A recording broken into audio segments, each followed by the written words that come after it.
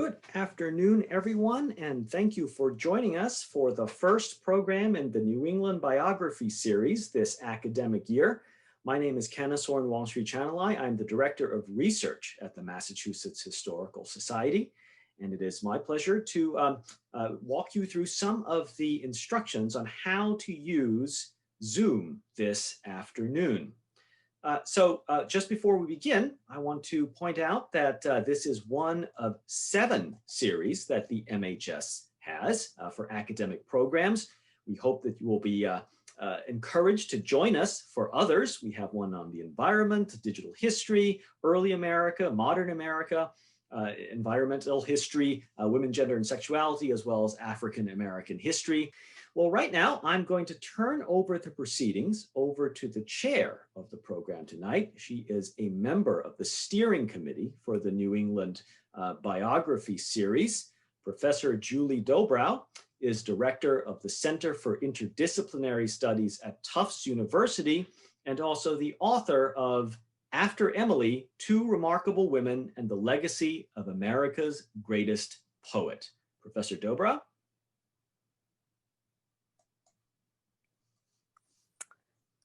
Thanks, Kid. So welcome everybody to the first of the 2020-2021 New England Biography Series at the Mass Historical Society. My colleagues, Megan Marshall, Natalie Dykstra, and I have planned what we think you'll find to be an interesting and extremely varied series of 3 events this year. We want to thank our colleagues and friends at MHS for their considerable assistance in putting together and publicizing our events. Kid and Katie, we are very grateful to you for your help. And a special thank you to Catherine Allgor for her continuing support of our work in this series. So tonight, I have the pleasure of speaking with 3 distinguished biographers about their most recent books. When we first started thinking about this panel, it was about some of the biographies that had the somewhat dubious distinction of being published at the start of the pandemic. We wanted to make sure that these excellent books didn't get lost in all that was going on in the world. And at first, I thought that that was the only thing that they had in common. After all, Nicholas Basbanes' Cross of Snow is a biography of Henry Wadsworth Longfellow. John Loughery and Blythe Randolph's biography is titled Dorothy Day, Dissenting Voice of the American Century. And Kimberly Hamlin's book is called Free Thinker, Sex, Suffrage, and the Extraordinary Life of Helen Hamilton Gardner. Could there be 3 more distinct individuals? But after I read each of these wonderful books, I began to realize that, in fact, there were themes that drew them together, other than the happenstance of their publication dates.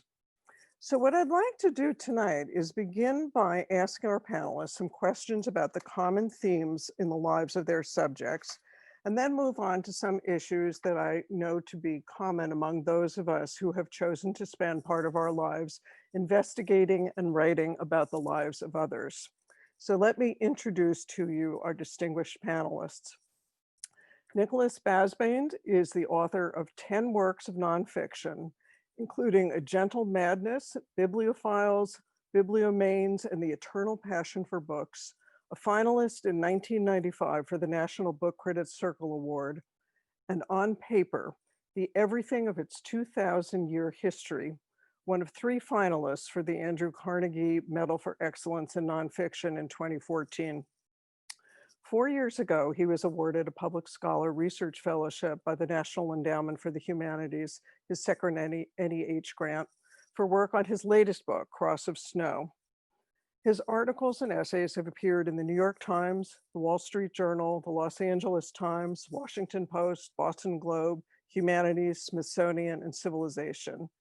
He lives in North Grafton, Massachusetts. Kimberly Hamlin is a historian and writer who specializes in the history of women, sex, and politics in the United States. Her new book, Free Thinker, Sex, Suffrage, and the Extraordinary Life of Helen Hamilton Gardner, was published last year by W.W. Norton. and it was supported by an NEH Public Scholar Award. A regular contributor to the Washington Post and other popular media, Kimberly also lectures widely about the history of women as a distinguished lecturer for the Organization of American Historians. She lives in Cincinnati, Ohio, and teaches at Miami University in Oxford, Ohio.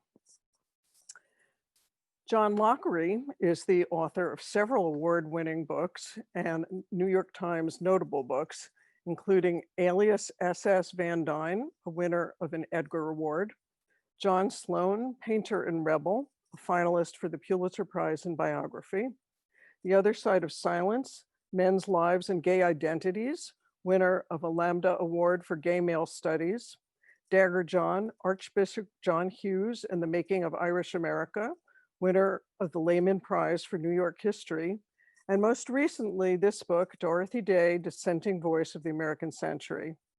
John was the art critic for the Hudson Review for many years, and he's coming to us from New York City. So please join me in welcoming our three panelists. So welcome. One of the threads that ties each of these people together is that each person that each of the three of you wrote about was relatively well known, at least within certain realms, in his or her own time. So Nick, let me start with you. Your subject, Henry Wadsworth Longfellow, is probably the best known among the three biographical subjects represented here. That being said, I learned a lot from reading your book, many new things, including the extent to which Longfellow's poetry made him somewhat of a rock star in his own time. For example, on the very first page of your book, you write that, quote, total strangers wrote him letters by the hundreds, an estimated 20,000 during his lifetime. You go on to talk about the fact that people would show up unannounced at his home in Cambridge, would recognize him on the street. And this was so interesting, especially in light of the fact that unlike some of his well-known contemporaries, like Emerson, for example, Longfellow himself did not do much public speaking. So I wonder if you could talk a little bit about Longfellow's unexpected fame within his own lifetime and the ways in which you think that might have shaped him as a person. Well, I'm not even so sure it was unexpected. He craved fame from the very earliest of ages. He wanted to excel at something. When he was going to Bowdoin College, he had a kind of a difference of opinion with his father. He started college when he was 15. He graduated at the age of 18 in 1825 with the notable among fourth in the class of 38, in a class that included Nathaniel Hawthorne among so many others. But his father wanted him to be a lawyer, and finally he allowed him to pursue his dream. When on the day of his graduation, he was offered a professorship at the age of 18, but first he had to go in modern languages, but first he had to go to Europe for 3 years to learn the languages he would be teaching. But he always aspired. By the time he arrived on the Bowdoin campus, he'd already published poetry in newspapers. So he had aspired for greatness, for celebrity. And so he mindfully pursued it, I believe. And he had, what we would call a breakthrough poem, the Psalm of Life in the 1839, I believe it was. And he knew celebrity from a very early age, but he lived so well with it. He accepted it. And you mentioned that people came to the house and knocked at the door. He always was there. He would answer the door. They came in. He kept not all of them he welcomed into the house, but he kept a stack of cards with his autograph written on it. He dispensed them. He was very mindful of his celebrity. And the only book he ever really dedicated to anyone was The Seaside. And he dedicated that to the reader, to his readers, his community of readers. So he was very aware and very alert of his constituency. And I think one of the reasons he really never became active politically as a poet, he certainly had his things that he supported and being very friendly with Charles Sumner and abolitionists, was because he was mindful of his position, I think, and the appeal that he had to to great numbers of people and readers throughout the world. I mean, he was published in 30 languages, and he was as popular in England as he was in the United States. When he went to visit England in 1868, he was outselling Lord Tennyson and Robert Browning on their own turf. And he was, I think he was very aware and very alert to his celebrity, and he protected it. So interesting. John, Dorothy Day's writing for the Catholic Worker and her advocacy for various social causes, her work for pacifist causes, and quite frankly, some of the people that she associated with also made her a pretty well-known figure in her day. How do you think that shaped her and the person that she was? Well, quite unlike Henry Wadsworth Longfellow, she was completely uncomfortable with the focus on her as opposed to the causes that she represented. And there's a famous line, "Don't call me a saint, that's a way to marginalize me." She was fairly well known in her day in the 1930s and 40s. I'm not sure how well known she is today, actually. I sometimes think it's my specialty to write about people nobody has ever heard of, actually, when I consider my other books. But I think when Pope Francis came to the United States in 2015, and he gave an address to Congress, and he mentioned 4 morally exemplary Americans. And he named Abraham Lincoln, Martin Luther King, the Trappist monk Thomas Merton, and Dorothy Day. I think many people, Catholics included, said at the time, who was that other person you mentioned? I think her reputation since her death in 1980, for various important political and spiritual reasons, is not what it was in her lifetime, in a way. So I think that was an interesting topic to me in the book. How could a woman who was really the most outspoken advocate for the homeless in all of American history, the most ardent pacifist who even opposed not just World War I, Korea, and Vietnam, but our entry into World War II, someone who was a very intense critic of the excesses of capitalism and American militarism, but who was also at the same time, after her conversion, an Orthodox Catholic. This is the sort of person who can alienate both the right and the left, which is one of the things appealing to me about her, that there's something about Dorothy Day to offend everybody. I just like that about her. But I think she herself was very self-effacing ultimately, and she wanted attention to be paid to the causes she was a part of. And even though she lectured widely and traveled more than any American politician for 30 years, from one end of the country to the other lecturing, she herself was a fairly self-effacing person. Interesting. So Kimberly, Helen Hamilton Gardner is not exactly a household name today, although perhaps with your book she will become better known. But her writing and the circles in which she traveled, as well as her tireless work on behalf of the women's suffrage movement, also made her an important and recognized figure in her own time. And I wonder if you think that this was especially important for someone like her, who actually began life not as Helen Hamilton Gardner, but as Alice Chenoweth, someone who came from much humbler circumstances.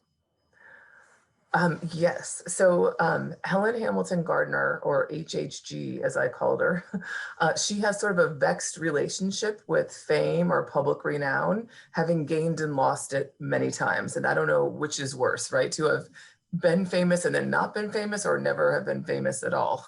So she was born to a really prominent family in Virginia, the Chenoweth family, as you mentioned, and they were known as, a first family of Virginia, the sort of grand patriarch family, slave owners. And so that was her first family, but they lost everything in the Civil War. And then the first time she becomes a person whose name is in the papers is when she has a scandalous affair with a married man when she's 22, and papers across Ohio print her name. So now she's a fallen woman. So then she moves to New York City, reinvents, and becomes Helen Hamilton Gardner. And by 1893, she's one of the best known speakers and reformers in the United States. So she gave more lectures than any other American woman at the 1893 World's Fair in Chicago, for example. She published 7 books, most of which went into multiple editions. One became a Broadway play. But then after a series of trials and tribulations, she ends up leaving the country and traveling the world, and moves back in 1907. And then no one's ever heard of her, right? So now she has to reinvent and decide who she's going to be in this next iteration. And then when she dies in 1925, she's the highest ranking woman in federal government and a national symbol of what it means for women to, or at least white women, to be full citizens. So her ebb and flow of renown comes and goes. And I think to Gardner, she wasn't so much concerned about if people knew her name, but she wanted to be a person of significance. She wanted to have a voice. She wanted to be able to affect change. Very interesting. So another theme that I think cuts across all three biographies is the resilience in each of your subjects' lives. Resilience in the face of really great and significant loss. Longfellow lost each of his wives in quite tragic ways. Dorothy Day was forever scrambling for funds. She drank heavily. She brought up a child with whom she had a very difficult relationship as a single parent. And HHG basically had to reinvent herself after this affair with a married man, which caused her not only to be a marked woman, but also to leave her family and her home. So I wonder if each of you could speak a bit about perhaps, you know, some of these events in your subjects' lives and how and why you think they became the resilient people that they were. So Kimberly, maybe we can start with you. I think for HHG, her resilience came from her family and from her experiences in the Civil War. So I mentioned that she was born in Virginia. She's the youngest of 7, and she was born in 1853. And when she was just 1, her father, who was a Methodist minister as well as a slave owner, could no longer abide this contradiction. So he moved everyone to Washington, D.C., where he could emancipate the people that he held in bondage, and then moved the Chenoweth family to Indiana in the hopes of avoiding the coming sectional crisis, which was not to be. So her father ends up serving for the Union, as do all 3 of her brothers. So her early years are, you know, the main features are loss. Everyone dies, they move multiple times and lose multiple family homes, right? So she early on is a survivor, and she survives by becoming a teacher, which is kind of the only job for middle-class white women who could, you know, to respectably support themselves, right, in the 19th century. So that's part of it. This kind of embeds in her that what it means to be a Chenoweth of Virginia is that you're a person who does the right thing, who fights for their cause no matter what. And she was also a free thinker. So unlike many women in history whose names we know who draw on religion for support, Gardner did not have that. She was a lifelong free thinker, what today we would call atheist or agnostic. But she took a lot of comfort, I think, in this kind of enchanted universe in a Darwinian sense. And she also was really influenced by her good friend, Robert Ingersoll. That's who was her mentor. That's who introduced her to audiences in the United States. And Ingersoll really became a lifeline to her. And I think his motto, where he was most famous for saying, the time to be happy is now, the place to be happy is here, the way to be happy is to make others happy. And I think she really took that to heart, and that helped her get through so many trials and tribulations, scandals, and subsequent losses throughout her life. So John, Dorothy Day is in some ways a great contrast to this because, of course, one of the things that she did have throughout her life, and despite all of the difficulties and tragedies that she experienced, was her faith. Is that what you think accounts for some of her resilience? To some extent, yes, but she didn't convert to the church and find her way to a faith till she was in her mid and late 20s. So it was really was a period, rather like St. Augustine, there's a period of being lost early on. But I think it goes back earlier. I mean, some people don't like it when biographies deal with childhood or adolescence. They want to get right into the adult story, which is, of course, a grave mistake. I mean, the child was fathered to the man, right? And she was a very unusual child and adolescent. We often talk about how much young people need models for whatever they're going to be in life, but we forget sometimes anti-models are absolutely every bit as crucial. And her parents were the anti-models for her. They were conservative. She came from conservative Republican stock. Her father was as racist as any man of his time and class would have been. They had no interest in religion whatsoever. And their values, even when she was young, were fine to her brothers who wanted to follow in the father's footsteps, and completely repugnant to her. And the more she read Upton Sinclair, Jack London, Dostoevsky, the more, as an adolescent, she realized this is not the way I want to go. I don't believe this is the basis for a good life. So the resilience had to have started there. And in many ways, she was a strange child, and that she often would test herself. How much could she do without? How much could she deal with her parents' opposition? How much could she go her own way?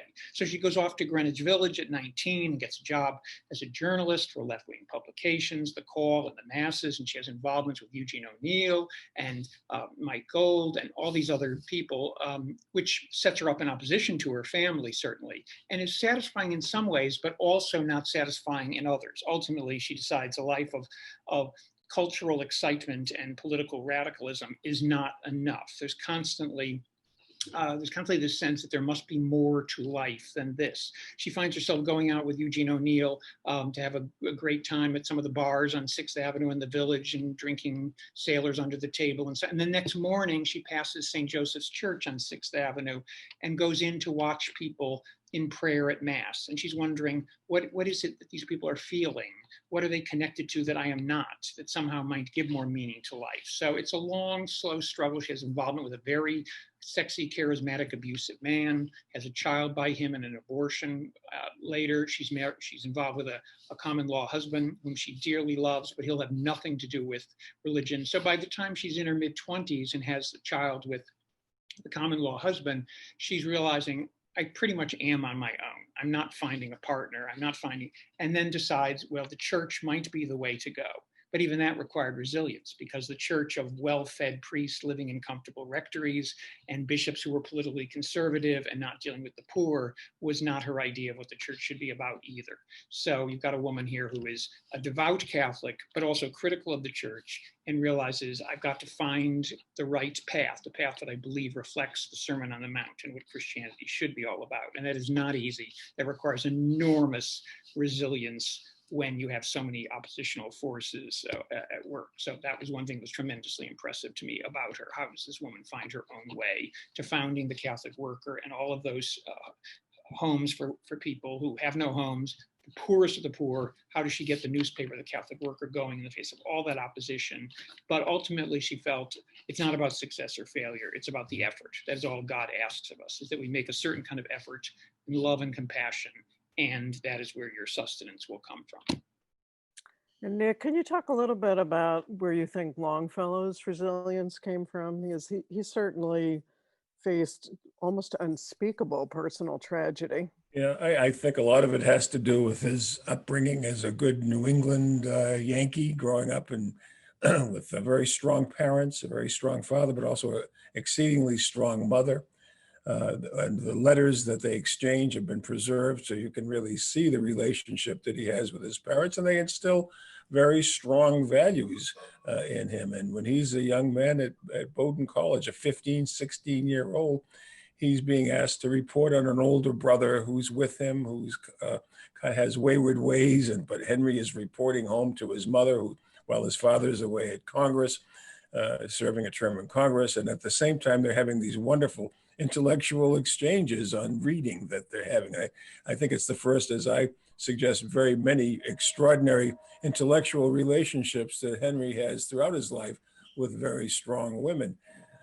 But in terms of his resilience, I think you see it best in his response to the deaths of his two wives, Mary Storer Potter Longfellow, who he married when he had returned from that first trip, that 3-year trip abroad, which he makes at the age of 18, being allowed to go to Europe, imagine his parents have enough faith and trust in him that they allow an 18-year-old to go to Europe and travel independently on his own, in which he does splendidly through Spain and Italy and France, and finally gets to Germany and has some remarkable relationships.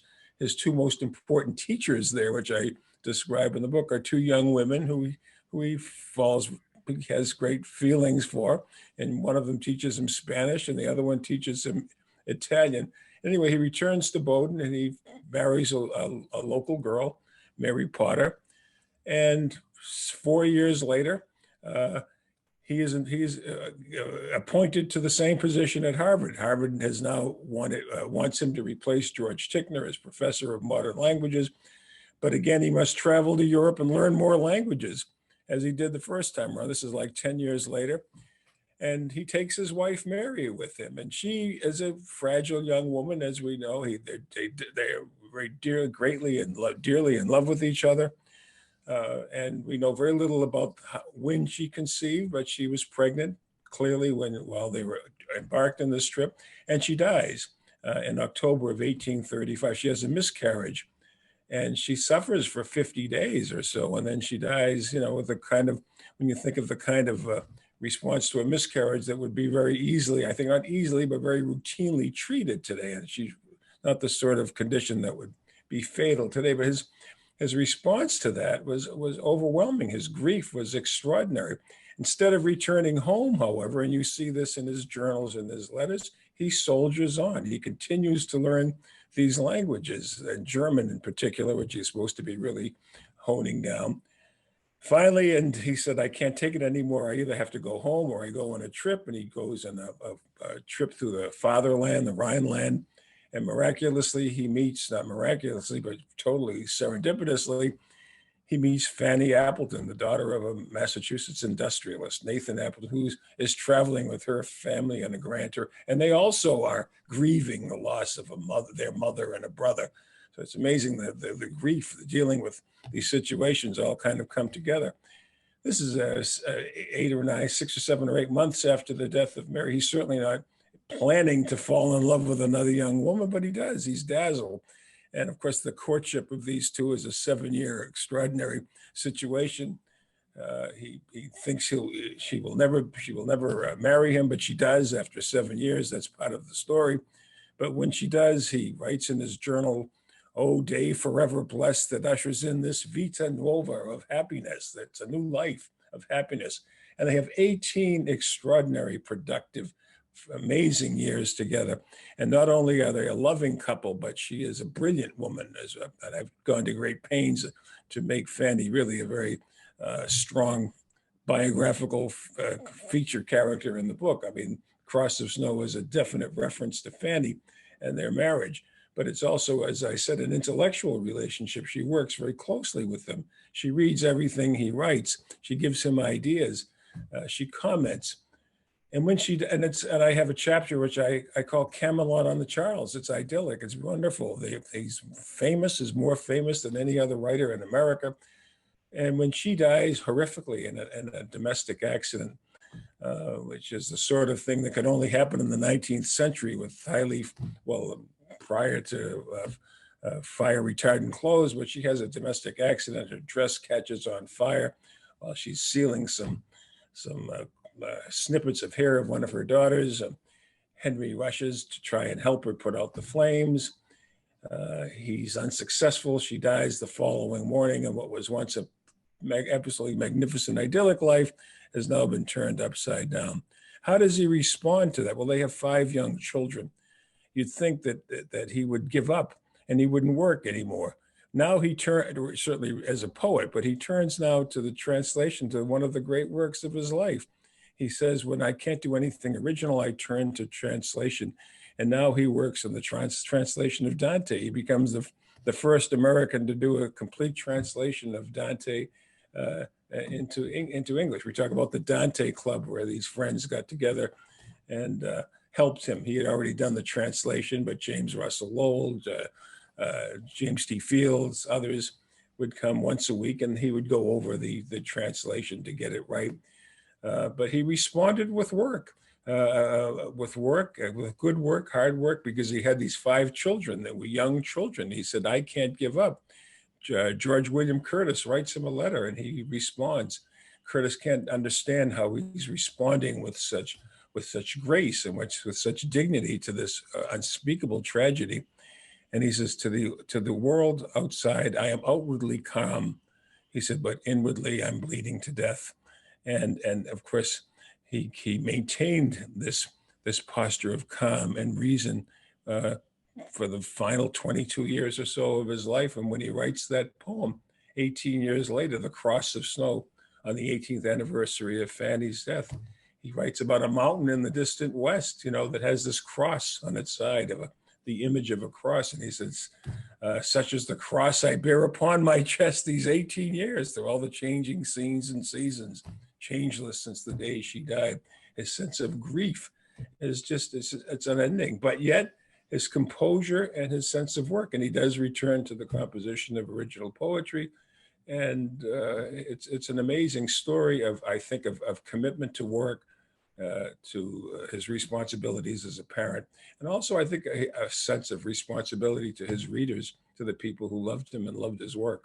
So, and I think you see it best in his response to the loss of these 2 women, both of whom he loved dearly, and wrote wonderful poems about, in fact. It's really quite a remarkable story. So let's turn to something a little bit different. Nick and John, you both wrote books about people about whom other biographies have been written. So I'm wondering if you can talk a little bit about how you found new angles on subjects that other people had already covered. John, maybe we can start with you. Sure. There had really only been one full-length biography published by a trade publisher of Dorothy. That was in the early 1980s by someone who knew her.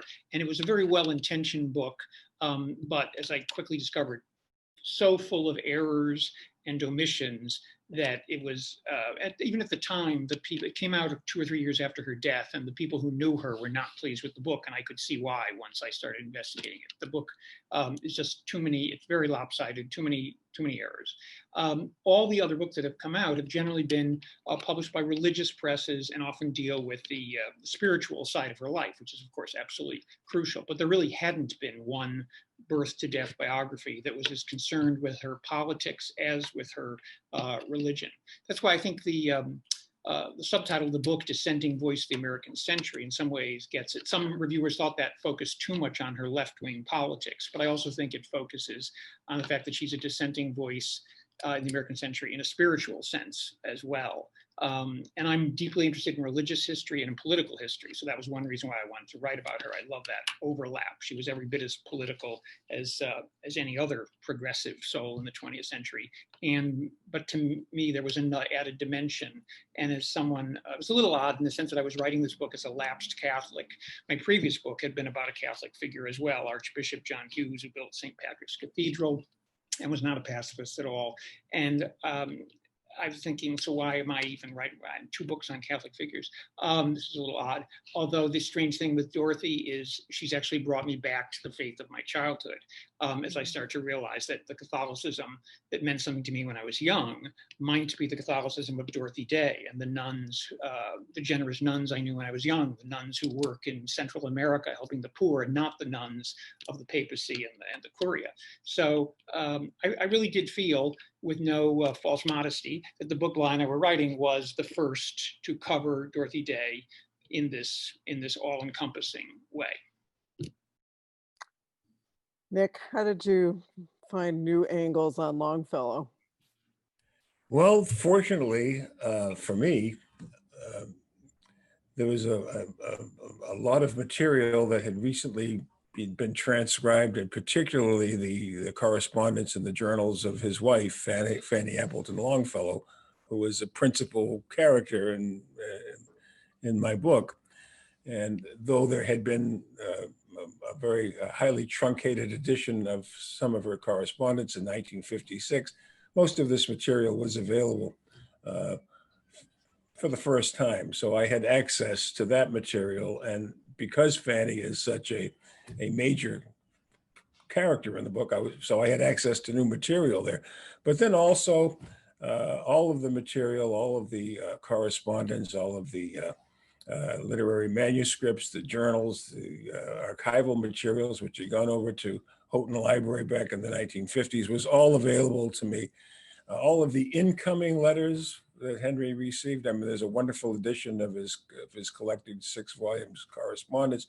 So for the correspondence that he wrote, I had certainly access to that edition, needless to say. But the correspondence that he received from hundreds, really thousands of individuals, which I found really amazing and really untapped to a great extent. I mean, when you get two sides of a conversation with interesting people like Edgar Allan Poe and Charles Sumner and Charles Dickens, and you can go on and on, you have an interesting take to apply to it. And also the fact that Longfellow House, which is a National Park Service National Historic Site in Cambridge, Massachusetts, I suggest is unique among writers' homes in the United States, and that not only is it the home of a notable American author, but that everything in it is authentic and unique and original. It became a National Park Service historic site. It came directly from the family. So all the furnishings, all the artworks,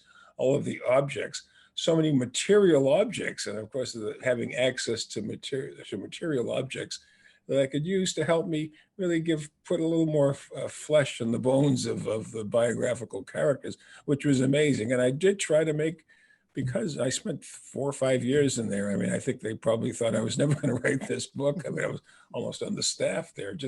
There were 700,000 or 800,000 by their count, artifactual materials and archival materials in Longfellow, supplemented by what's at the Houghton Library. So it was, I guess, a re-immersion and everything. And I took the time for 6, 7, 8 years to do it. And I tried to apply a new take and really focus on incidents and events in his life, particularly the early life and this relationship with his second wife, which is clearly the central element, I think, of the book.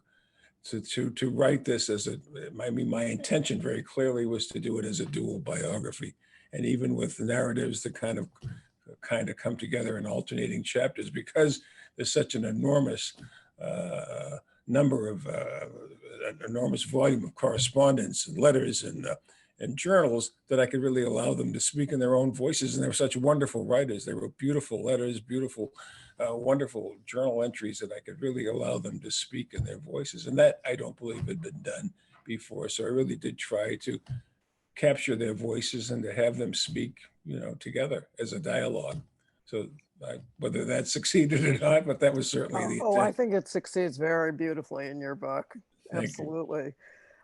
So Kimberly, your book is a very different circumstance. I believe that yours is the first biography of HHG. As somebody who has also written about relatively unknown women, I would love to hear a little bit more about how and why you decided to take this woman on. Such a great question. Thank you, Julie. I first met HHG when I was working on my dissertation at the University of Texas, and she was one of the women I profile in my first book, From Eve to Evolution, about women who used science for feminist purposes in the 19th century. And there I wrote obviously about her scientific work, which centered on brains, and in particular, the 19th century notion that women's brains were naturally inferior to men's.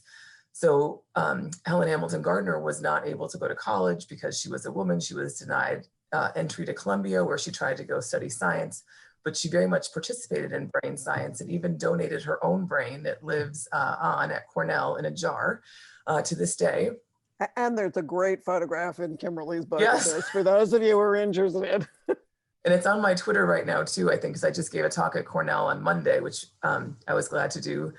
And explain why this brain is sitting in a display case outside the psychology department. But after that first meeting, I just fell in love with her. She's so spunky. She's so bold. Like, she took on the leading brain scientist of her time. Then she became, this bold and very popular free thinker. And at the time, I accepted what Gardner always had said about herself, which is in all of the who's who's and biographical entries about her, was that what she always said was that she married this man, Charles Smart, and that they were married for 25 years. Well, Charles Smart is who she had the affair with in 1875. But in my research, it became clear they never married. And in fact, he never divorced his first wife. And I found this coded letter in a third-party collection at the Library of Congress a few years ago, where Helen Hamilton Gardner writes at the top in pencil, "Best destroy this letter, underline, under." And she reveals in this 3-page, actually, the rest of it was typewritten, thankfully, so I could really easily digest it. She details this scandalous life she had lived with this man who was not her husband for 25 years. And when he died in 1901, she's at the peak of her fame, but his actual wife sends word to New York that she's coming to take ownership of whatever belongings he had. So now her whole career is threatened by this possible, outing of her. And I thought, oh my gosh, like this woman is so much more interesting even than I first thought.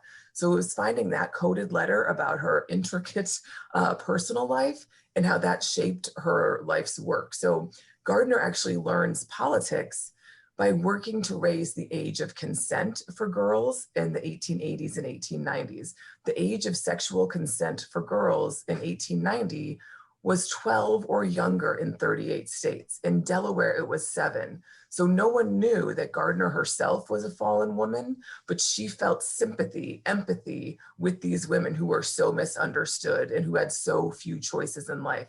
So she works to raise the age of consent across America. Her goal was to raise it all the way to 18, but that only happened in the 3 states where women had at least partial suffrage: Kansas, Wyoming, and Colorado. So this is the issue where Gardner learns politics and also where she kind of commits herself to the vote. So the more I looked for her, the more I found her in all these interesting places. And this is even before we get to her suffrage work. So I came to see her as almost like the Forrest Gump of the 19th century women's rights movement, because she's at all the events. She knows all the people. She's best friends with Elizabeth Cady Stanton. She even gets Stanton to agree to donate her brain to science, which Stanton's heirs say, no way. But anyway, she just has this remarkable life. And in terms of how I did it, it was a lot of detective work, which was so fun. She has a small collection at the Schlesinger, and then I would look in the papers of other people to find her copies of their correspondence, and that revealed so much. So she's all over the Woodrow Wilson collection, for example. She was the suffragist lead negotiator to both Congress and the White House. So she's in Woodrow Wilson's papers at Library of Congress more than any other woman except for his wives. It's just that no one had really thought to look for her before. And she also left a huge, vast written record herself. I mentioned she published 7 books and many, many short stories and essays. And she often would write letters to people where she would say, my fiction is really pretty autobiographical, and here's who's who, in my short stories and in my novels. So she did leave a record in her own way, but and I loved being the first one to tell the story. I loved being a detective. So I'd love to know more about how you felt about being the first one, Julie, because I thought that was a real thrill. It is a real thrill, absolutely. Well, and Kimberly, without knowing it, you provided such a great segue to my next question, because I really want to turn us now into talking a little bit about our process as biographers. And so, as we all know, as biographers, we often learn a lot about our subjects by the company they keep. And I thought that each one of you did a wonderful job in your books of contextualizing your subject, not only by talking about the times in which they lived, but also by looking about what some of their contemporaries said about them. So I'm wondering if you could each talk a little bit about that, about some of the sources that you use to try to put together the pieces of the biographical puzzle. So Kimberly, you talked a little bit about that. Nick, you mentioned at Longfellow House, there's this voluminous correspondence. There are all of the fan mails that Henry received. There the other thing that you had that I think was just so extraordinary were the artifacts. But each one of you, were really used different sources and some very unusual sources. So I wonder if you could talk about two things. First, could you talk a little bit about some of the more unusual things that you found, whether they were letters, journal entries, artifacts that gave you some insight into your person? And also, if you can talk a little bit about some of the ways in which what other people said about your subject helped to inform you about the person that they were. So Nick, maybe we can start with you on this. One of the things that really amazed me about reading not only the letters that Longfellow received from, and when I said hundreds, it's in the thousands, and he saved everything. I mean, he even saved the pencils. There are 25 little pencil stubs that he wrote little notes, and they said, with this pencil, I finished Evangeline, or this pencil, I did Hiawatha. And there were 25 or 30 of these, saved everything. And he saved all of the letters, and they were even kept in albums. And then when they finally went over to the Houghton Library, they put them in folders. And it's an extraordinary, voluminous correspondence of incoming mail. And so you see the respect that people had for him, the remarkable enthusiasm they had, not only for his work, but you talk about what surprises. The surprise, I think, was surprise. I'm at what's the biggest surprise in this book? The biggest surprise for me was, I guess, just validation of what a thoroughly decent man he was. It's really very difficult to find anyone who ever has a bad thing to say about, with the notable exception of Edgar Allan Poe, for reasons which are in a world all by itself. I mean, he was a disturbed man, and they never met, by the way. But that's a whole other story, his attack on Longfellow. But just the respect and the admiration that people had from, as expressed in their letters. And, I think but another surprise that I found, and it was very difficult, it was very subtle. But this letter, there was a letter in the Longfellow house, and it was a note from Fanny, Henry's wife, to Charles Sumner, who was Henry's dearest friend, the great abolitionist.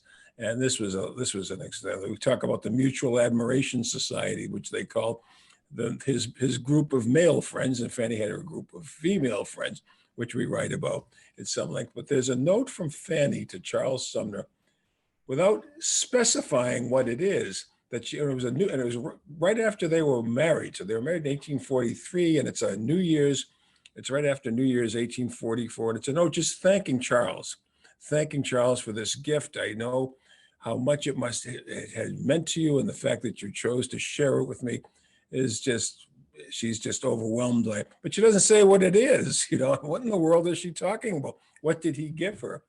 So, you triangulate things. And I can't say I was especially looking for it, but when I was going through, now this is in Longfellow House, but when I'm going through the archives at the Houghton Library, half a mile away, thankfully, you talk about having all your stuff nearby.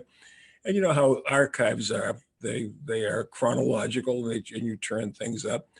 Then I find a letter. So this is a letter from Fanny, but then I find a letter from Sumner. And what he is giving her is he has the holographic manuscript of the poem, The Psalm of Life. So it tells you a number of things. And this is, of course, Henry's great breakthrough poem.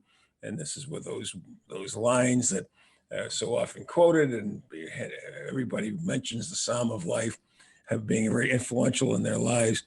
And apparently Henry there's no other documentation for it. So Henry must have given Sumner, his closest friend, the holographic copy of this poem, which Sumner clearly treasured. But then, as a New Year's present for the bride of his closest friend, he returned this manuscript back to Fanny. And it just says so many wonderful things about not only the relationship of Henry and Fanny, but the friendship of Sumner, who was equally beloved by Fanny. It was a threesome. I mean, when he came over to talk and have these long conversations, he was a regular visitor at the house. She was always at the table. This wasn't a case of the wife leaving the table. I mean, she was an equal participant. If I demonstrate anything in this book, is the intellectual relationship that it was. It wasn't just a very deep and real love relationship. It was an intellectual relationship on every imaginable level. And this particular little artifact just kind of pointed it out a little bit for me, being able to triangulate it and the fact that nobody had ever picked up on that before. And it's very clear that that's what he was giving by the two pieces that corresponded. And then, of course, you find the actual holographic manuscript was in her papers. So it kind of all comes together. But that was one of those delightful little surprises. That's great. I love it. But it was nice. And it gave me a nice little detail, I thought, that I was able to use in the book. That's wonderful. John, how about you? What did you find that was surprising and really informative about Dorothy? Well, Dorothy Day was not interested in biography. She was very leery about biographical attention, though she did realize when she died, there certainly would be books about her. So she destroyed a certain number of letters and diaries in her lifetime. But she was talked into giving a great deal to the Marquette University archive in Milwaukee. So that was a great source. And also the very fact that she had this other life before her conversion to Catholicism in the village with O'Neill and that whole crowd meant that I was able to find, and the memoirs of communist activists she knew at the time, all of that brought out another dimension to her. But for me, really the important thing was, this is the first person I wrote about all my 5 books who was alive in my own lifetime. She died in 1980 and I did not meet her, but to be able to talk to people who actually knew the subject of a biography, that brought out a great deal in a way. A previous book of mine about the painter and socialist John Sloan did allow me to meet some people who knew him. His dates were 1871 to 1951, and I met his second wife, who was 40 years younger, and she introduced me to a few elderly people. But here I was able to meet people who knew Dorothy in their 20s and 30s, who worked at the Catholic Worker, and were able to talk about her when she was in her 70s and in her decline.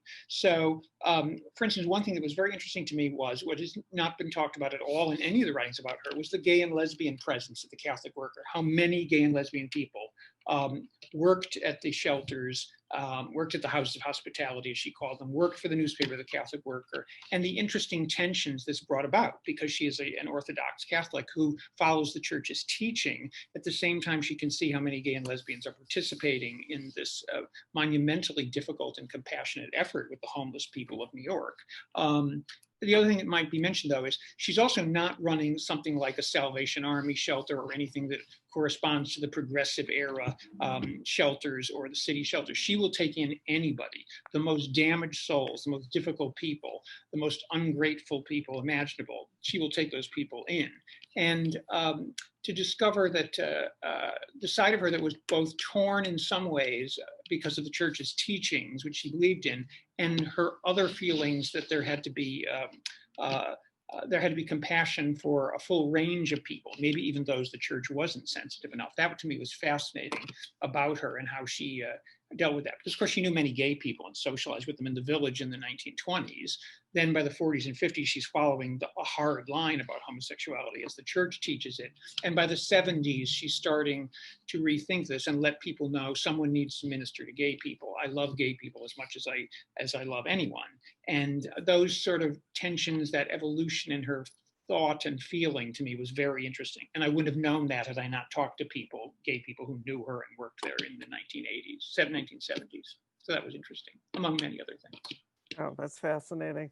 But Kimberly, I think you mentioned sort of the key turnaround document that you discovered, but I'm sure there were some other surprises along the way.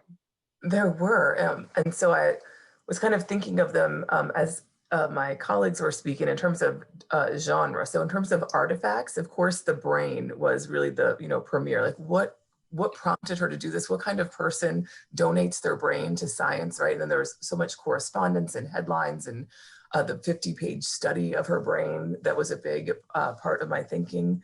Also, during her 5-year world tour, she visited 22 countries and took more than 1,000 lantern slides, which are now at the National Anthropological Association archives at the Smithsonian Annex. So I went there several times, and for each of these 1,000 slides, she arranged them because she hoped to come back to the States and give a series of lecture tours. And so she has all these little note cards where she details her travels and her thoughts. And that was a really wonderful, fun resource to go through.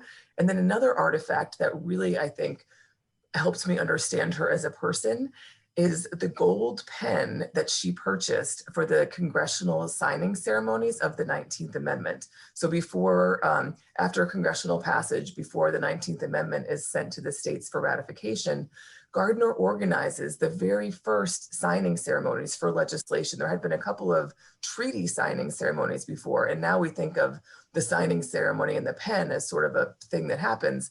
But I'm pretty sure that Gardner was the first to do it for legislation. And so she invites the press, she buys this fancy gold pen. Why does she do this? Well, she wants to make sure that her team of suffragists, the National American Women's Association, or NAWSA, she wants to be sure that her team gets credit, not her rival Alice Paul's team, the National Women's Party. And she also wants to make sure that history remembers this moment, that there's pictures in newspapers across the country. And then she takes the fancy gold pen and she writes to the Smithsonian just a few days later. And she says, you know, hey, Smithsonian, I have this fancy gold pen and I have all these other artifacts from the suffrage headquarters in DC. You really need to put together an exhibit about women's suffrage. Like, the women of America need a place in America's museum. So she goes back and forth for several months with the Smithsonian. And ultimately, the Smithsonian puts together this small, you know, it's in a staircase in a corner exhibit called An Important Epic in American History. So this is not what Gardner has in mind at all, right? But she's always kind of one step ahead. And so that really helped me understand her, just the thought process of this fancy gold pen and what she was really up to. And then there's some wonderful material in other people's collections. So one of the things at the Schlesinger is Gardner's secretary, when she was the highest ranking woman in federal government, she was one of the 3 civil service commissioners, and her secretary there, this woman named Rena B. Smith, was really motivated to make sure people didn't forget Gardner. So in the 30s and the 40s, she communicated a lot with the suffragist Maud Wood Park, who was Gardner's other close friend, to try to write this biography of her. And unfortunately, much of it got lost in sending it back and forth, but a few chapters of it do remain at the Schlesinger. And Rena B. Smith also just would kind of like insert random letters and documents into her biography. So that also helped me see not just about Gardner's life, but how her friends and colleagues thought about her.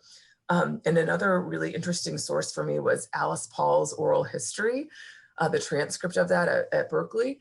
And so Alice Paul and HHG worked together to organize the 1913 suffrage parade and then became bitter enemies. They hated each other. And this rival really sets up how the 19th Amendment gets through Congress and also how suffrage history is told and shaped. So seeing how many times Alice Paul brought up her hatred of HHG even 70 years later or 50 years later when she's doing her oral history helped me understand. And then just real quick, I want to say a note about the importance of digitizing local newspapers, small and local newspapers. It would have been absolutely impossible for me to tell this story, for me, with the help of some local archivists and librarians that I worked with, to piece together the story of HHG's affair and the scandal that happened in Ohio without the digitization of small and local newspapers. So that was a big resource for me. Yeah, hugely important. And, you know, we'll give a shout out to our friends at MHS who, Yes. you know, who collect these sorts of materials and preserve them for all of us. So another thing that I want to talk about with regard to our process as biographers, you all were very articulate in talking about some of the things that you looked at, things that were there and how they informed the way that you understood the person that you wrote about. But how about the things that were not? How about the things that were missing, the things that were destroyed? How did the things that weren't there inform you about your person?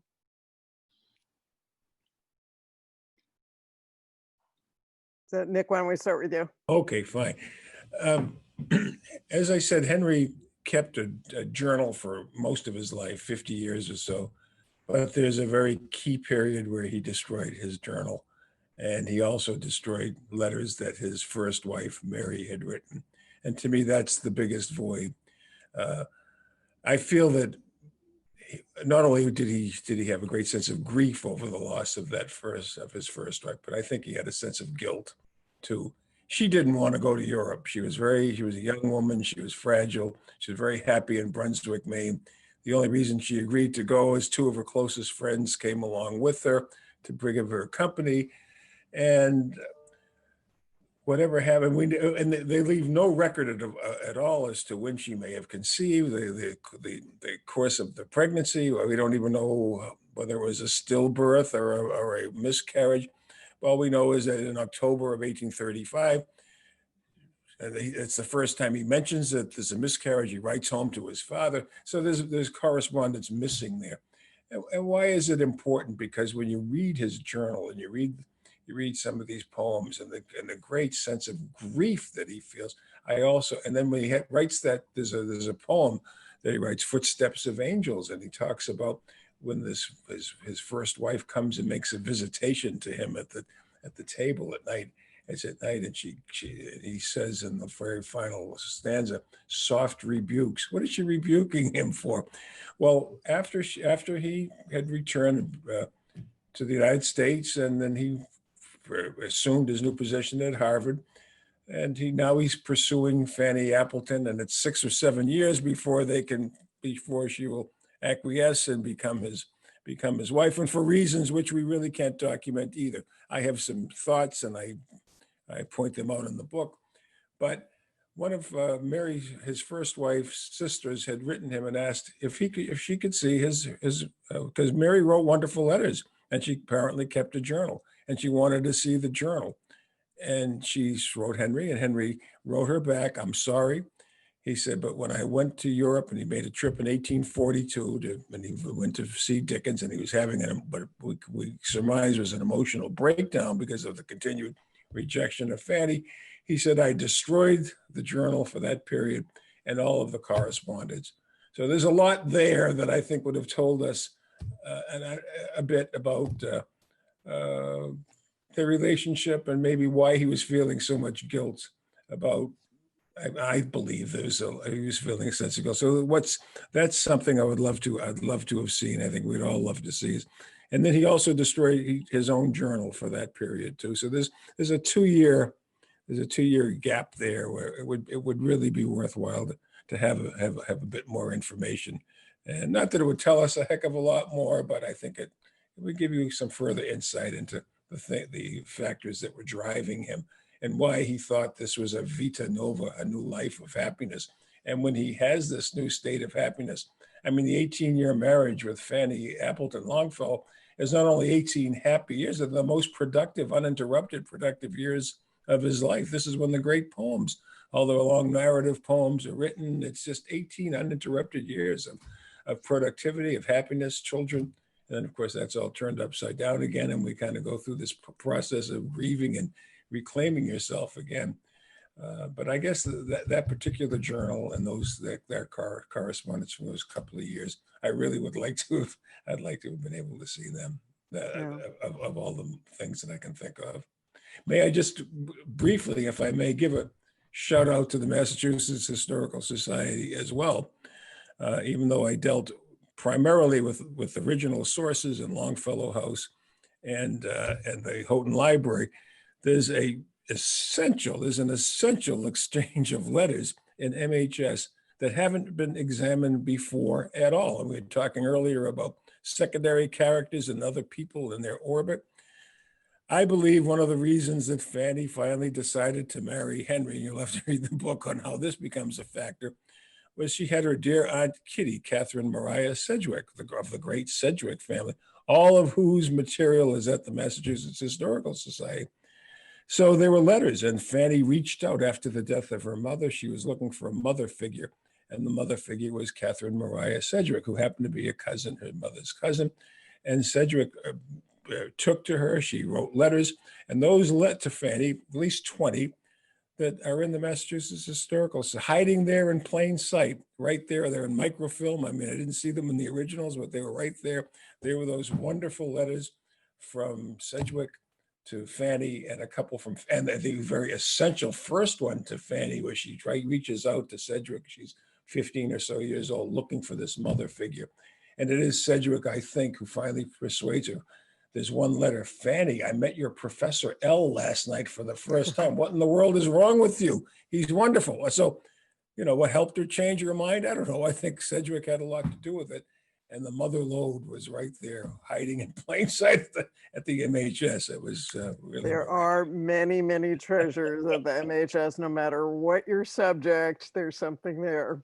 John, how about you? What was something that wasn't there that informed you about Dorothy Day? Well, I think, first of all, we'd all agree there are two views of biography out there. There's one that sees it as a fact-based enterprise, and everything should be verified and documented. That's one view of it, which is why people don't read biography as much as they might, because they don't see it as an art form. Then the other view sees biography as an art form. It is portraiture that we're dealing with, not fact gathering, if the book is any good.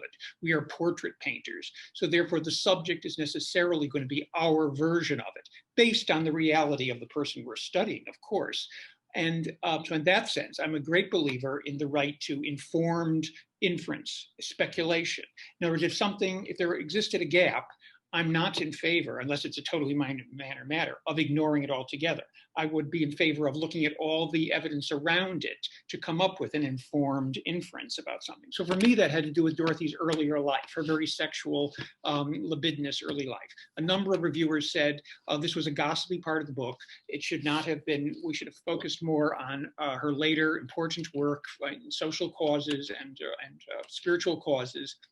But to me, this was a very interesting part. There was plenty of evidence to suggest that she was someone who not only enjoyed a libidinous, hard-drinking sexual life as a 19-year-old and 20-year-old in the village, but I strongly suspect much more than I even said in the book, but I said more than many people wanted to hear in many ways. And especially I was fascinated with this relationship that other people skirted over with this man, a very charismatic journalist, Lionel Moise. He was said to be a model for Ernest Hemingway at the Kansas City Star, a very macho fellow, who had a very abusive relationship with her. And this is not something people who knew her really wanted me to focus on very much. And there's a certain amount of inference there because there are no letters, and I've got little bits and pieces of from different sources about it, though. But this to me was one of the themes of the book. The idea that Dorothy at 20 wanted to see how far she could go to surrender her sense of self before this domineering man, who actually was physically abusive with her and impregnated her and left her. How much she wanted to see, could she cease to be a person with a healthy ego and devoted to him? A very unhealthy thing, obviously. But this is not unrelated to her feelings about God later and how we have to approach a sense that there is more to this life than ourselves and our health, all that America teaches us we should value, a healthy sense of self, our rights, our individuality, our personality. To me, she was about exploring, moving away from that and becoming attached, engaging in a communion with something larger than ourselves. So is that speculation? Is that inference? Did she say this was the truth of her life? No, not exactly. But the portrait painter, no, this is the right portrait of her. Kimberly, I bet there's a lot of stuff that's missing from Helen's archives in various places that you would have loved to have seen. Yes. In fact, she outlines what is missing in her will, just to put some salt in the wound. She goes and says, "You must burn my papers. They're in the bureau. They're in the drawers. They're in the closet, the upstairs closet, the basement." It's like, oh my God, there were so many. So I think that it was so important to her to have all these letters and papers burned, because I think a lot of them shed light on the big mystery, which is her 25-year-long relationship with Charles Smart, the man that she had the scandalous affair with and then pretended was her husband for 25 years. So that is really the mystery of mysteries. Why did she stay with him? What did she know and when did she know it? I do think that she believed, I don't think she thought she was ever married to him, but I do think she thought he had divorced his first wife, which he totally had not. I also think that Smart had syphilis, which I did not. I speculated a little in the book, but it's hard to prove with certainty. I do have his autopsy, but if you were a middle or upper class white person, they don't write syphilis in your autopsy. So he died of something that maybe or maybe not could have been caused by syphilis, but he definitely was losing his mental faculties. She had to put him in an asylum. And also she writes really frankly for the time about the ravages of syphilis and what syphilis meant for the wives, the generally unsuspecting wives whose husbands bring it home. So I do think there was something there, but that is the big mystery. Why did she stay with him? What did it mean to her? And the fact that she kept the secret for so long. Also, what was it like to live this double life, for so long and keep this huge part of yourself a secret or have it be a lie? That's a big mystery. The other thing that I wish she wrote about, and then I had to do a lot of inferring to try to understand, are her views on race. So even though she's this bold iconoclast who breaks down organized religion, who breaks down sexism, who speaks boldly about the sexual double standard, and as she says the things that the other women are too afraid to say. I mean, she can see through all the other isms of her time, except for racism. So she is, one of the white suffragists, which was the vast majority of white suffragists, who really didn't care if Black women in the South could vote or not. They just wanted to get the 19th Amendment passed, right? So she shares a lot of responsibility in that. And I wondered, why? Why could she not see her way through racism like she could all the other isms? And there's nothing in her letters or writings really that helped me understand it. Although the way I sort of inferred it is that she and her family lost so much during the Civil War, and that they were such iconoclastic and outspoken opponents of slavery that she sort of felt like she had done her part. But that's the best I could do in the absence of her words. Wow, fascinating. So we've spoken about each of your subjects' resilience, but I want to end my own questions, then we're going to open it up for questions from the audience. But I want to end my own questions to you by asking you to talk a little bit about your own resilience. So each of you had the fortune or misfortune, depending upon how you look at it, to have books that came out during the pandemic. So we know that this has been a great time for books, for readers, for authors, in that there are a lot of people who are home and have a lot of time to read. But as an author, it's been difficult, undoubtedly, to do the things that we do when books first come out, to go and give your book talks, to do other things to publicize your books. And let's face it, the world has been focused on other issues. So I wonder if each of you could talk a little bit about some of the challenges that you have faced as authors of books that have come out during this very challenging time. And is there something that you learned from your subject that's helped you at this particular time in our world history? John, maybe we can start with you.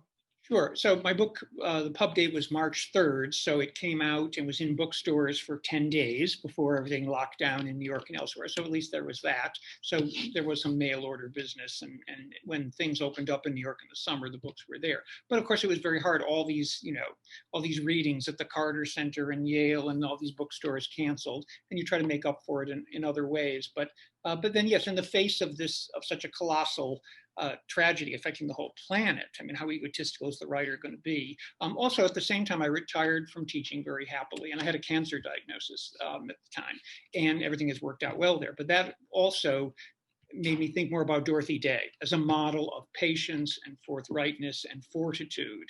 And so that helped me a great deal through a situation that needed personal resilience for 3 or 4 months this year. And I feel I've come through that well. And I think Dorothy has helped me in that regard to take the long view of a lot of things. Okay. Nick, how about you? You need to unmute yourself. Here we go. I have to say this was not my first experience with something quite like this. I had a book published in November, actually the first week of November 2001, which was 2 or 3 weeks after 9/11.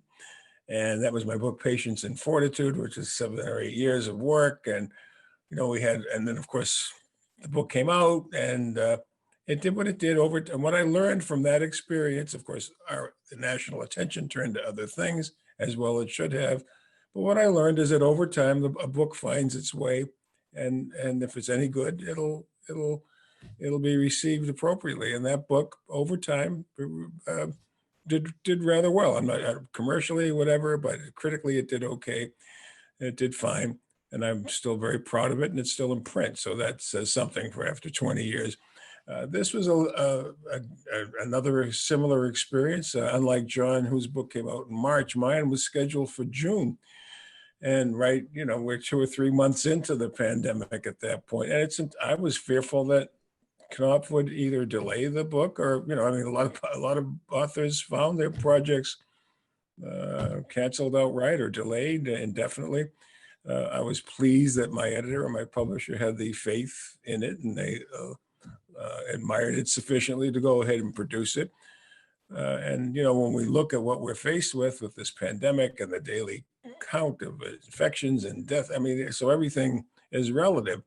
But that said, I had an author event at the Mount with 250 people who were going to be there. The National Book Festival canceled. The Miami Book Fair, one after the other events, book signings, a little tour. The Longfellow House, which has 60,000 visitors a year in a bookstore, all of a sudden, which is from May to October, 60,000 people would be walking through a bookstore and seeing my book. That didn't happen. But that said, the books had good reviews. The Zoom events have been really a revelation. Who knew? Even how to navigate this technology, and to reach a number of readers that you didn't expect to reach. And again, I feel that if a book is any good, it'll find its place.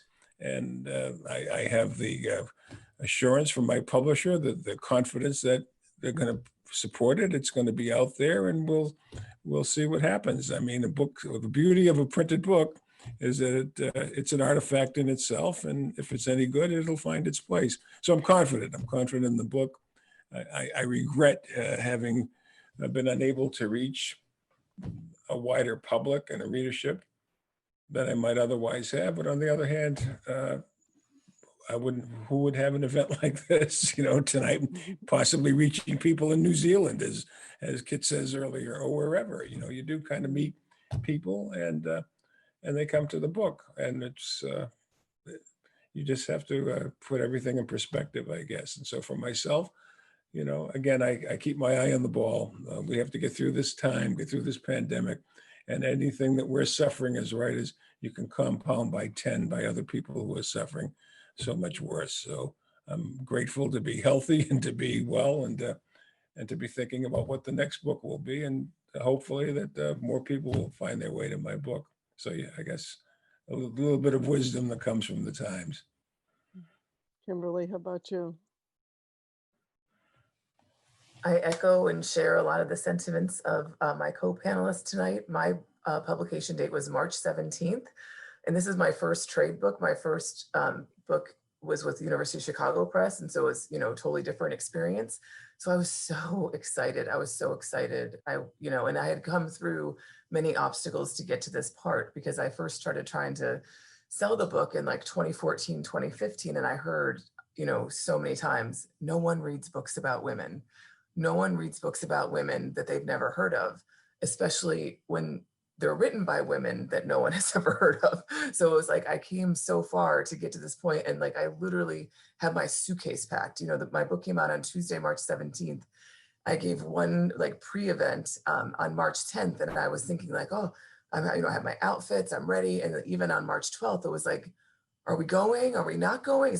Are we delaying? Like, we didn't know, how it was going to shake out. And so then it was just like a series of cans, like maybe things will be postponed. Maybe it'll happen. No. So the first couple of months were really hard, although like everyone else has said, in the grand scheme of things, who cares? So I did keep perspective, but it was hard. But then, many other wonderful Zoom opportunities have come up, and that's been fun to connect with readers in new ways, doing, book clubs via Zoom. Fun things have happened on Twitter. My friend Marcia had a Twitter book party for me. That was really fun. So, we've done new and creative things. And I began to think about it, like in writing the book, I had thought like the treat would be the book tour, because I'd never had that experience before. And I was really excited to go to some of the same places that Nick mentioned, like the Mount, you know, and I thought, oh, this will be the fun part. But then I kind of reframed and I realized maybe the treat was that I even got to write this book. You know, I got an NEH Public Scholar Award. I had a sabbatical from my university, and maybe that was the treat, right? Like what a gift to have been able to have that time and that space to tell this story. And then in terms of HHG, I really take from her life that hopefully, if we're lucky, life has many chapters. So maybe this isn't, you know, this chapter didn't work out like I thought, but HHG had many chapters that didn't work out like how she thought either. And she reinvented and she persevered, and she lived to have many other adventures. That's great. So you can see, everyone who's listening, that, you know, we have in these three biographies, lives of persistence, resistance, and resilience. And the authors of these books have also demonstrated their resilience quite beautifully for us as well. So I'd like to open this up now for any questions that those of you who are listening might have. And I think, Kid, are you going to monitor this for us? Question here for the panelists. Fabulous to hear about these varied lives in one program. First, could Kimberly please repeat the happiness mantra? And second, if your subject could meet one of the others discussed tonight, which would you like it to be, and how would that meeting go? What a great question. So Kimberly, let's hear the happiness mantra. Okay, I hope I might be getting the order wrong, but the gist of it is the place to be happy is here. The time to be happy is now. The way to be happy is to make others happy. So I think that really helped Gardner get through a lot of hard times, right? She really lived each day to the fullest, not to be cliche, but that was how she approached life. And in terms of who, I think she would like to meet someone different than who I would like her to meet. I would, of course, say, wouldn't it be interesting for her to meet Dorothy Day? But Gardner herself really considered herself a writer first and foremost. So like, for example, when she marched in that huge 1913 suffrage parade, she chose to march or float on the float for writers, and she wore a sash that said writer. So I feel like that's in her heart who she thought she was, and she was always so proud of her. She called it her rogues gallery, her bookcase that had all of her books written by her friends. So I think she would like to be together with Longfellow and get to meet him and talk about writing and what it was like to be a writer. How about Dorothy Day? Who would she like to meet? Yeah, she would not have been interested in meeting Mr. Longfellow, I'm quite sure. But I think she would have been interested in meeting Ms. Gardner, because Dorothy went in 1917 to be one of the silent sentinels outside the White House and got arrested and spent a terrible week in jail down there and got beat up. It was her one time of not being a pacifist. She sunk her teeth into the hand of a policeman who was being rough with her. But I think she would have, I think she would have enjoyed hearing about what it took to get the vote, although she actually never voted once women won the right to vote. She felt that electoral politics did not make the kind of deep changes she wanted in society. So I think they would have just shared little anecdotes about the process of protest and then gone their separate ways. And how about Mr. Longfellow? Mr. Longfellow was interesting. I think he met pretty much everybody he wanted to. People actually came to him. I mean, when we mentioned he went to England in 1968, he was received at Windsor Castle by Queen Victoria, who later wrote in her journal that night she couldn't believe that all the domestic staff were finding vantage points and hiding places so they could get a glimpse of the famous poet who had come to visit the Queen. And she was curious, how do these servants know who this poet is? Well, she was amazed to find out that they all knew who he was. And then he went and that very same day, he met with Dickens, and he went to the Isle of Wight, and he visited with Tennyson, who brought him to Julia Margaret Cameron, who took his portrait, which is on the cover of my book. I mean, he had dinners at the house. He wrote once that how rare a Sunday no one's here for dinner. But I mean, Oscar Wilde came, the Emperor of Brazil came. He went to meet with Fredrika Brenner. She became a friend, the Swedish author. And he writes a letter at one point to Bremer, and he said, could she write a letter of introduction for him to Jenny Lind? She'd be delighted to do it, but she said, just the name Longfellow is introduction enough. I'm sure that would be sufficient to make an introduction. And it did. He pretty much met the people that I think he wanted to. People, for the most part, wanted to meet him, and they did. And they came and they had dinner, and they all loved being with him. And Annie Adams Fields, who really could use a good biography, by the way, I think, just thinking apart here, who kept marvelous journals, great material at the Massachusetts Historical Society.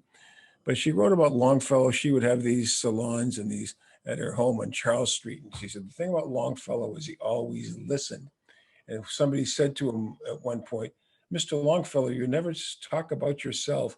He said, yeah, you're right, I don't. And then another person said, well, actually, once he said, they broke him off. He said, no, I didn't.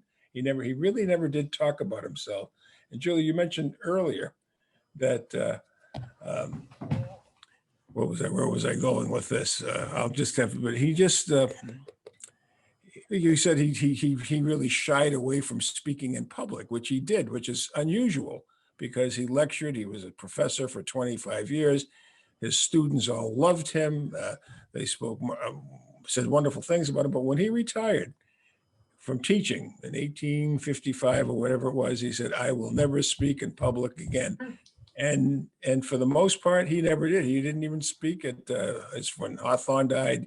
He was a pallbearer, but he didn't speak, except with a notable exception on the 50th anniversary of his graduation from Bowdoin College. He was asked to come and give the 50th anniversary address. And he accepted for some reason, and he wrote this poem called Moritaris Salutamus, we who are about to die salute you. And I kind of begin with that little anecdote in the book when he returns. And of course, now Fanny's deceased and he has the long flowing beard. Should point out, by the way, for what it's worth, we all know him as the man with the big long mane of hair and the white flowing beard. Neither of his wives ever knew him with a beard. He was very handsome, dapper, not that he wasn't handsome with the beard, but he was a different person. When after the death of Fanny, when he was trying to extinguish those flames with a rug, he was severely burned and he grew the beard, and it was partially to hide those scars. But I think that it also was a new face for him. But he met who he wanted to, I think, for the most part, and he was very satisfied. And the people who met him really loved having made his acquaintance. So I can't think of anyone he might have liked to have met that he didn't in his lifetime, certainly. Thank you. We only have about 5 minutes or so left. I want to squeeze in a couple more questions here. So this one, what one question would you ask your subject if you met them today? Jeez. Who's first? Kimberly, let's ask you. What would you ask Helen if you could meet her today? Oh gosh, I feel like I maybe already mentioned it. I mean, the most burning question is, I think, about her relationship with Charles Smart. What did it mean to her? Why did she stay? And I also think that's really what shaped her life of feminist reform, her personal experience with the sexual double standard. Why was she fired? Why was she run out of town? Why is her name in the paper and not his? I think that's what started on her trajectory. And I'd want to know if she was okay with the fact that I outed her secret. I sort of conflicted. She worked so hard to keep this affair out of her public life for her whole life. And now I have blown it open, So I think I would want to ask her if she's okay with that. I think she would be. She didn't have any children, and I've met her closest living descendants. So I think she would be okay with it, but I would want to know what she thought of that. John, what would you ask Dorothy Day? I would say, I would want to ask her, what do you think of Donald Trump and the Trump years? Do you still have any hope for America, or is this, as a nation, spiritually and politically, have we come to a dead end? I suspect I know her answer. She was not of a despairing nature. How could you despair if you believe in God? But that's what I'd ask. And what would you ask Longfellow? I think I know as much about his personal life as I need to know. I mean, there are things I don't know, but it's okay because he mindfully kept a lot of these things secret, and I'm willing to allow him that. I'd really like to know more about his creative process because when anyone who reads his letters or his journal, he keeps wonderful journal entries, but he never really tells us about the creative spirit. We know where he gets ideas for certain poems. You know, Hiawatha, or he's having dinner with Hawthorne one night, and Hawthorne mentions about this Acadian situation during the expulsion of the Acadians after the French, and that becomes the poem Evangeline. So we know generally where he gets idea, but I'd love to know a little bit more about the creative impulse, which he doesn't really share that with us in his journals or his letters. And I'd love to probe that, but it would take more than one question to get there, I think, too. Kid, can we squeeze in one more question? Yes, and I'm going to combine two of these. So we have this first one. I've become a fan of all of you because of this. Who are you all researching for your next projects? And the second one is, are there people who are alive today you would like to see biographies written of? Okay, Nick, why don't we start with you? I don't know who I'm going to do my next book about, but I would like to stay in the 19th century and preferably in Boston if I could. I fell in love with it. And I can't think of anybody alive I'd like to do a biography about. That's problematic. I think biographies really, you need a little perspective and a little bit of time. But I love the fact that they kept beautiful journals. They wrote wonderful letters. They really documented their lives in a way that we can go back to the 19th century and yet at the same time allow them to speak in their own voices. So whoever it is, and I hope it's in Boston, where the materials are so rich and where they're abundant, and it's close to where I live, especially maybe perhaps even the literary scene around there, somebody who could use a fresh look. I don't know just yet, but there's plenty of time to come up with it. John? I've been doing a lot of research. I've been doing a lot of research about William Cobbett, the 19th century British journalist who was the sort of the father of investigative and advocacy journalism, which I think is relevant in a time when journalists are under attack. He was sort of the Christopher Hitchens of his day. That's my take on him. And nobody seems interested in this project, which was true of my 5 other books as well. So who knows whether this will go anywhere or not, but that's the person who has quite absorbed me at the moment. And Kimberly? Through my research on Gardner, I've become really interested in this question of syphilis and what it meant for women in the 19th century. So my next book is going to be a reframing of the temperance movement away from this focus on, cranky old ladies who want to take the party away. I feel like temperance advocates get a bad rap, at least in popular culture, and so the textbook sidebars, and center sex, because I really see the temperance movement not so much in terms of alcohol, but in terms of women wanting to not be raped by their husbands, women wanting to not catch a venereal disease, and women seeking bodily autonomy. And in doing so, I think this also, I hope will, this book will contain many interesting characters. I don't think it'll be, a traditional biography, but I want to tell the stories of Carrie Nation, of Frances Willard, and of many other women, including, I'm going to end with Mabel Walker Willenbrand, who was the highest ranking woman in federal government after HHG.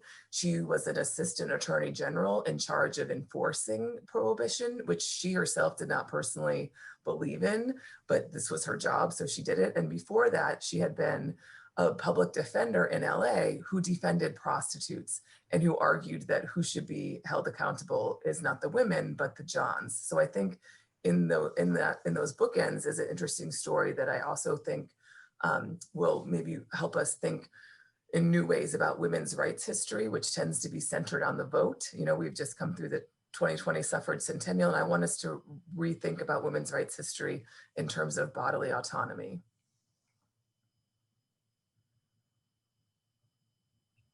Great. Well, I want to thank each of our panelists for fascinating discussion and to all of you listening, I highly recommend each one of these books.